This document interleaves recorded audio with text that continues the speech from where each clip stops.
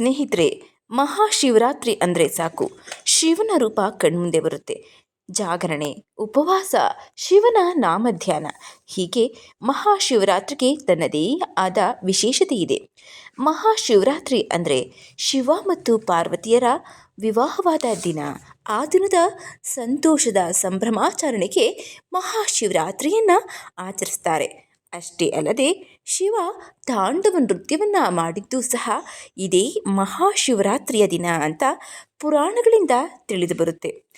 ನಂತರ ಮತ್ತೊಂದು ಕಥೆಯ ಪ್ರಕಾರ ಸಮುದ್ರ ಮಥನದ ಸಮಯದಲ್ಲಿ ಬಂದಂತಹ ಆಲಾಹಲವನ್ನು ಶಿವನು ಸೇವಿಸಿ ನೀಲಕಂಠ ಅಥವಾ ವಿಷಕಂಠ ಎನಿಸಿಕೊಂಡಿದ್ದು ಕೂಡ ಇದೇ ಮಹಾಶಿವರಾತ್ರಿಯ ದಿನ. ಇಷ್ಟೊಂದು ಹಿರಿಮೆ ಇರುವಂತಹ ಈ ವಿಶೇಷವಾದ ಹಬ್ಬದ ದಿನ ಮಹಾದೇವನನ್ನು ಎಲ್ಲರೂ ಪೂಜಿಸಲೇಬೇಕು, ಅವನ ಕೃಪೆಗೆ ಪಾತ್ರರಾಗಲೇಬೇಕು. ಈ ದಿನ ಕೆಲವೊಂದು ಕರ್ತವ್ಯಗಳನ್ನು ನಾವು ಪಾಲಿಸಬೇಕಾಗತ್ತೆ. ಹಾಗೆ ಕೆಲವೊಂದು ಕೆಲಸಗಳನ್ನು ಮಾಡಬೇಕಾಗುತ್ತೆ, ಕೆಲವೊಂದು ಕೆಲಸಗಳನ್ನು ಮಾಡಬಾರ್ದಾಗಿರುತ್ತೆ. ಹಾಗಾದರೆ ಈ ದಿನ ಯಾವ ಕೆಲಸಗಳನ್ನು ಮಾಡಬೇಕು, ಯಾವ ಕೆಲಸಗಳನ್ನು ಮಾಡಬಾರ್ದು ಅಂತ ತಿಳಿದುಕೊಳ್ಳೋಣ. ಸ್ನೇಹಿತರೆ ನಮಸ್ಕಾರ. ಎಲ್ಲರಿಗೂ ಮಾನು ಮನೋಜ್ ಕನ್ನಡ ಯೂಟ್ಯೂಬ್ ಚಾನಲ್ಗೆ ಸ್ವಾಗತ.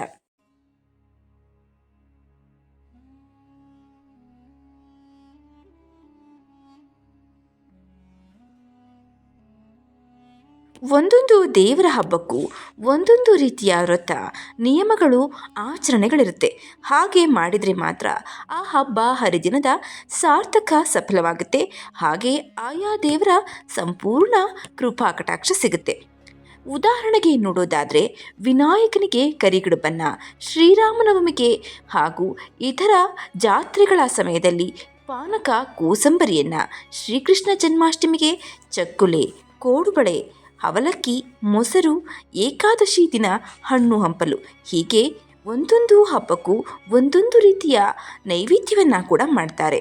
ಯುಗಾದಿ, ದೀಪಾವಳಿಯಲ್ಲಿ ಅಭ್ಯಂಜನ ಸ್ನಾನ ಮತ್ತು ಹೋಳಿಗೆ ಊಟ, ಹೀಗೆ ಒಂದೊಂದು ಹಬ್ಬಕ್ಕೂ ಒಂದೊಂದು ರೀತಿಯ ವಿಶೇಷತೆ ಇದೆ.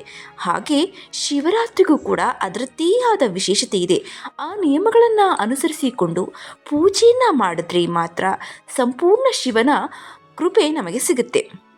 ಹಾಗೆ ನೋಡೋಕ್ಕೋದ್ರೆ ಮೊದಲನೇದಾಗಿ ನಾವು ಮಾಡಬೇಕಾದ ಶಿವರಾತ್ರಿ ಪೂಜೆಗಳಲ್ಲಿ ಪ್ರಮುಖವಾದದ್ದು ಶಿವನ ಆರಾಧನೆ ಮನಸ್ಫೂರ್ತಿಯಾಗಿ ಮಾಡೋದು. ಮೊದಲಿಗೆ ಬ್ರಾಹ್ಮಿ ಮುಹೂರ್ತದಲ್ಲಿ ಎದ್ದು ಸ್ನಾನಾದಿಗಳನ್ನು ಮುಗಿಸಿ ಶುದ್ಧವಾದ ವಸ್ತ್ರವನ್ನು ಧರಿಸಿ ಮನೆಯಲ್ಲಿ ಶಿವನ ಆರಾಧನೆಯನ್ನು ಮಾಡುವುದು. ಹಾಗೆ ಉಪವಾಸದ ಸಂಕಲ್ಪವನ್ನು ಮಾಡಿಕೊಳ್ಬೇಕು. 4 ಜಾವಗಳಲ್ಲಿ ಯಾಮ ಪೂಜೆಯನ್ನು ಮಾಡೋದು ಅಷ್ಟೇ ಶ್ರೇಷ್ಠವಾದ ಫಲವನ್ನು ತಂದುಕೊಡುತ್ತೆ. ಸ್ನೇಹಿತರೆ, ಶಿವಾಲಯಗಳಿಗೆ ಹೋಗಿ ಅಥವಾ ಮನೆಯಲ್ಲೂ ಕೂಡ ಶಿವಲಿಂಗವನ್ನು ಇಟ್ಕೊಂಡು ಪೂಜೆಯನ್ನು ಮಾಡಬಹುದು. ಅಭಿಷೇಕ, ಅಷ್ಟೋತ್ತರ, ಸಹಸ್ರನಾಮ ಪೂಜೆಯನ್ನು ಮಾಡಬೇಕು. ಶಿವ ಅಭಿಷೇಕ ಪ್ರಿಯ, ಹಾಗೆ ಬಿಲ್ವ ಪ್ರಿಯ. ಶಿವನಿಗೆ ಅಭಿಷೇಕವನ್ನು ಮಾಡಬೇಕು. ಬಿಲ್ವಪತ್ರೆಯನ್ನು ಅರ್ಪಿಸಬೇಕು. ಬಿಲ್ವಪತ್ರೆ ದಳಗಳಿಂದ ಪೂಜಿಸಿದರೆ ಶಿವ ಬೇಗನೆ ಒಲಿತಾನೆ.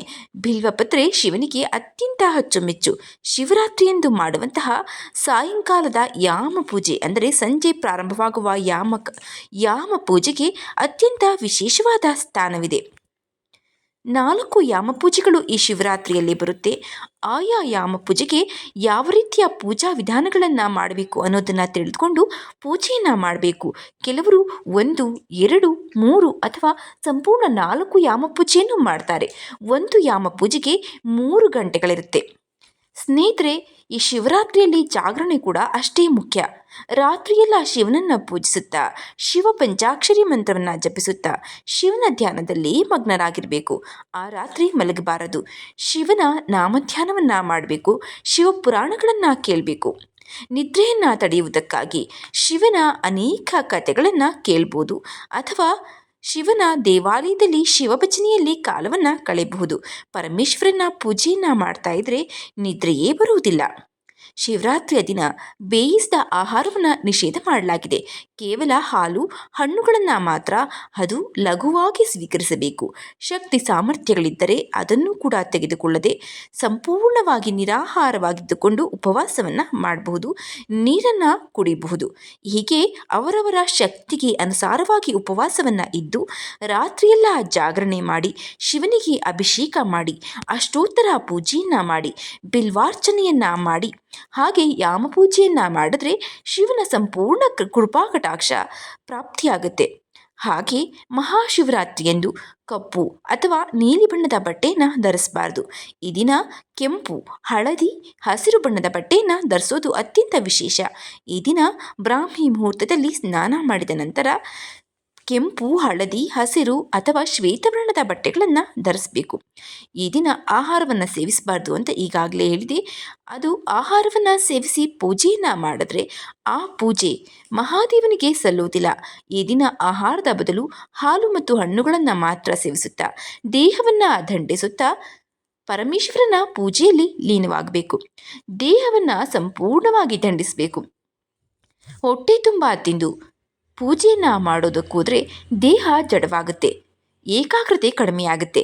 ಹೀಗಾಗಿ ಉಪವಾಸವನ್ನು ಇದ್ದು ಏಕಾಗ್ರತೆಯನ್ನು ಹೆಚ್ಚಿಸಿಕೊಂಡು ಪೂಜೆಯನ್ನು ಮಾಡಬೇಕು ಎಂದು ನಮ್ಮ ಹಿರಿಯರು ಹೇಳಿರೋದು. ಉಪವಾಸದ ಮಹತ್ವ ಬಹಳಷ್ಟಿದೆ ಬಿಡಿ, ಅದನ್ನು ಮತ್ತೊಂದು ವಿಡಿಯೋದಲ್ಲಿ ತಿಳಿದುಕೊಳ್ಳೋಣ. ಮಹಾಶಿವರಾತ್ರಿಯಂದು ಬೆಳಗ್ಗೆ ಎದ್ದ ನಂತರ ಪೂಜೆ ಮಾಡಬೇಕು. ಹಾಗೆ ಈ ದಿನ ನಿದ್ರೆಯನ್ನು ಮಾಡಲೇಬಾರದು. ಶುಭ ಫಲಿತಾಂಶಗಳನ್ನು ತಂದುಕೊಡಲು ಮಹಾಶಿವರಾತ್ರಿಯಂದು ಶಿವನಿಗೆ ಸಮರ್ಪಿತವಾದ ಮಂತ್ರಗಳನ್ನು ಹೇಳಿ ಪೂಜಿಸಬೇಕು. ಅದರಲ್ಲೂ ಪ್ರಮುಖವಾಗಿ ಪಂಚಾಕ್ಷರಿ ಮಂತ್ರ ಹಾಗೆ ತ್ರಯಂಬಕಂ ಯಜಾಮಹೇ ಸುಗಂಧಿಂ ಪುಷ್ಟಿವರ್ಧನ ಊರ್ವಾರುಕಮಿವ ಬಂಧನ ಮೃತ್ಯುರ್ಮುಕ್ಷೀಯಮಾಮೃತ ಎನ್ನುವ ಮಹಾಮೃತ್ಯುಂಜಯ ಮಂತ್ರವನ್ನು ಪಠಿಸಬೇಕು. ಈ ದಿನ ಯಾರೊಂದಿಗೂ ಜಗಳವನ್ನು ಆಡಬೇಡಿ, ಕೆಟ್ಟ ಮಾತುಗಳನ್ನು ಬಳಸಬೇಡಿ, ಬ್ರಹ್ಮಚರ್ಯವನ್ನು ಪಾಲಿಸಿ. ಹಿರಿಯರೊಂದಿಗೆ, ಮಕ್ಕಳೊಂದಿಗೆ, ಎಲ್ಲರೊಂದಿಗೂ ಸ್ನೇಹದಿಂದ ಈ ದಿನ ಕಾಲವನ್ನು ಕಳೆಯಿರಿ. ಸ್ನೇಹಿತರೆ, ಹೀಗೆ ವಿಶೇಷವಾದ ಮಹಾಶಿವರಾತ್ರಿಯಂದು ಶಿವನ ನಾಮ ಧ್ಯಾನ ಸ್ಮರಣೆಯಲ್ಲಿ ಕಾಲವನ್ನು ಕಳೆಯಬೇಕು. ಭೋಲೆ ಶಂಕರನಾದ ಶಿವ ಓಂ ನಮಃ ಶಿವಾಯ ಅಂದಾಕ್ಷಣ ಸಕಲ ಭಕ್ತರಿಗೂ ಆಶೀರ್ವಾದವನ್ನು ಮಾಡ್ತಾನೆ, ಬೇಡಿದ ವರವನ್ನು ನೀಡ್ತಾನೆ. ಸ್ನೇಹಿತರೆ, ಈ ವಿಡಿಯೋ ನಿಮಗೆ ಇಷ್ಟವಾಗಿದ್ದರೆ 4 ಜನಕ್ಕೆ ಉಪಯೋಗಕ್ಕೆ ಬರುತ್ತೆ ಅನಿಸೋದಾದರೆ ಈ ವಿಡಿಯೋನ ಶೇರ್ ಮಾಡಿ, ಲೈಕ್ ಮಾಡಿ. ಹಾಗೆ ಮುಂದಿನ ವಿಡಿಯೋದಲ್ಲಿ ಸಿಗೋಣ. ಧನ್ಯವಾದಗಳು.